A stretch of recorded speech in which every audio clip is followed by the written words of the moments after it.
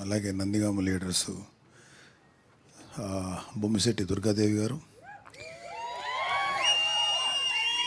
బొమ్మిశెట్టి భాస్కర్, మాధవరెడ్డి, షేక్ సైబుద్దీన్, కోలా నాగరాజు, దేవిరెడ్డి శ్రీనివాసరావు, బండారుపల్లి సత్యనారాయణ, చెన్నమల మధు, షేక్ శ్రీనివాసరావు, రామరెడ్డి వెంకటేశ్వరరావు, చిన్న వెంకటేశ్వర్లు, లక్ష్మీకాంత్, శ్రీనివాసరావు, బొమ్మిశెట్టి భాస్కర్రావు, పగడాల రాధాకృష్ణ, పణికుమార్, హనుమంతరావు, రఘుబాబు, వెంకట్రావు గారు, వీరబాబు, శ్రీనివాసరావు, కాసయ్య.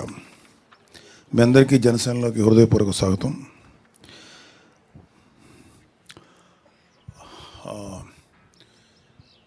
మీరందరూ మీ నేపథ్యం, మీరు ఏ పార్టీ నుంచి వచ్చారో, లేకపోతే అసలు ఏ పార్టీ లేకుండా ఫస్ట్ టైం చేరుతున్నారా, ఎన్నిటి మీద నేను మాట్లాడదలుచుకోలేదు.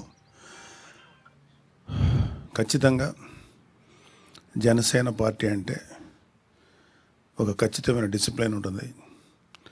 మా అందరి ఫస్ట్ ఏజెండా ప్రజల వెల్ఫేరు, ప్రజల బాగోగులు చూడటం. ఇది మాకు మా నాయకుడు శ్రీ పవన్ కళ్యాణ్ గారు చాలా గట్టిగా నేర్పించినటువంటి పాఠం. లేకపోతే ఆయన ఆశయాలు మా మీద బాగా పనిచేసి ఇలా చేశారు. వారి అడుగుజాడలను మేము అందరూ నడుస్తున్నాం. సో మీ ఫస్ట్ ప్రయారిటీ ఎవరైతే జనసేనలో చేరబోతున్నారో, మీ ఫస్ట్ ప్రయారిటీ మనల్ని నమ్ముకోనో లేకపోతే అవసరంలో ఎవరైనా ఉన్నారో వాళ్ళకి మన శాయశక్తుల ఎంతవరకు సర్వీస్ చేయాలో అది ఆలోచించాలి. అంతేగాని జనసేనలో చేరుతున్నాం, ప్రభుత్వంలో మనం ఉన్నాం కాబట్టి జనసేనలో చేరి మనం కూడా అడ్వాంటేజ్ పొందుదాం అనుకుంటే, మేబీ ఎవరికైనా ఏదైనా అవసరం ఉండి ప్రభుత్వం వైపు ఉంటే అది డెఫినెట్గా చేస్తాం. కానీ కేవలం నాకు ఏం జరుగుతుంది, నాకేం చేసుకోవాలనే ఆలోచనతో మీరు ఎవరైనా ఉంటే మాత్రం అలాంటి ఆలోచనలు దయచేసి పక్కన పెట్టండి. అంతకుముందు మీరున్న ఏ పార్టీలు ఉన్నారో నాకు తెలీదు. సో నేను అంటే ముఖ్యంగా నేను ఇప్పుడు మిమ్మల్ని ఎవరిని అడగదలుచుకోలేదు, కానీ వైసీపీ నుంచి వచ్చే ఎవరికైనా సరే ముందు చెప్పాల్సింది ఏంటంటే, సెల్ఫ్ పక్కన పెట్టండి. మనం ఏం చేయగలుగుతాం అదే ముఖ్యం. అలాగే పార్టీ వాల్యూస్ని, ప్రెసిడెంట్ గారి యొక్క ఐడియాలజీని, ఆయన యొక్క ఆలోచనల్ని ప్రజల్లో తీసుకెళ్ళగలటం అనేది మనందరి బాధ్యత. సో ఇక్కడ ఎక్కడ కూడా వ్యక్తిగత ప్రిఫరెన్సెస్ కానీ నాకేంటి అనే ఆలోచనలు కానీ తావలేదు. మనం ఏం చేయగలుగుతాం ప్రజలకి, అవసరం వచ్చినప్పుడు అధికారం మన చేతిలో ఉంది కాబట్టి తద్వారా ఏమన్నా మంచి పనులు చేయగలుగుతామా ఫస్ట్ దృష్టి దీని మీద పెట్టండి. మేమందరం కూడా గత 10 ఏళ్ళు దాటిపోయింది జనసేనలో చేరి. మేము ఎప్పుడు కూడా ఈ స్టేజ్ మీద ఉన్నటువంటి నాయకులందరం కూడా మా సెల్ఫ్ ఏంటి, మాకు వ్యక్తిగతమైన ప్రయోజనం ఏంటి అని ఎప్పుడు ఆశించలేదు, కనీసం అడగను కూడా అడగలేదు. ఆయన చెప్తుంటే మన నాయకుడు ఏదైనా చెప్తే దాన్ని చేసుకుంటూ వెళ్ళటమే తప్ప మాకు వేరే ఆలోచన కూడా లేదు. ఆయన పలానా పని మీరు చేయండి, లేకపోతే ఈ బాధ్యత అప్పగిస్తే ఆ బాధ్యత ప్రకారం చేసుకెళ్ళటం తప్ప మాకు వ్యక్తిగతమైనటువంటి ఎటువంటి ప్రిఫరెన్సెస్ లేవు. మేము ఇంకేదన్నా ఎవరికన్నా అవసరం ఉంది, వీళ్ళకి పలానా పని చేయాలి, పాపం ఎవరో ఒక ఇష్యూస్ ఉన్నాయి, వాళ్ళ మీద అన్యాయంగా ఏదో జరిగింది, అలాంటివి ఏమన్నా ఉంటే అప్పుడు ఖచ్చితంగా అది పెద్ద విషయం అయితే ప్రెసిడెంట్ గారి దగ్గరికి తీసుకెళ్తాం.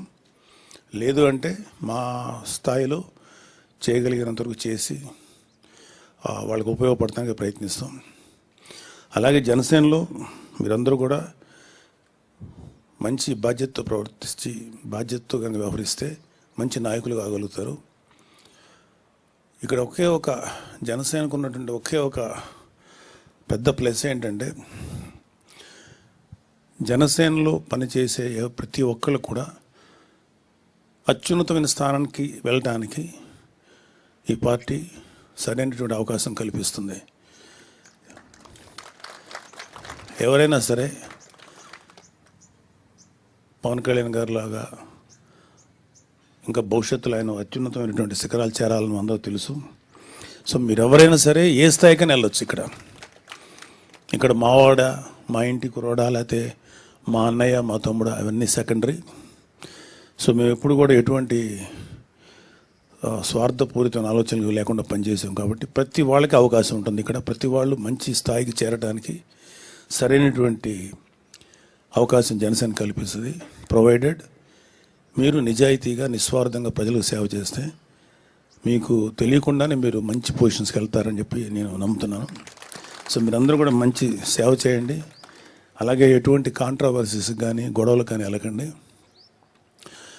అన్లెస్ పార్టీ అధిష్టానం ఇలా ఉండండి, ఇలా చేయండి ఆదేశిస్తే దాని ప్రకారం చేయాలి తప్ప వ్యక్తిగతంగా మన నిర్ణయాలకు కానీ అవి కానీ పార్టీ మీద రుద్దకుండా పార్టీ ఆలోచనల్ని, పార్టీ ఆశయాలను మాత్రమే ప్రజల్లో తీసుకెళ్దాం. సో వన్స్ అగైన్ మీ అందరికీ పార్టీ నుంచి హృదయపూర్వక సుస్వాగతం. Please welcome. All the best.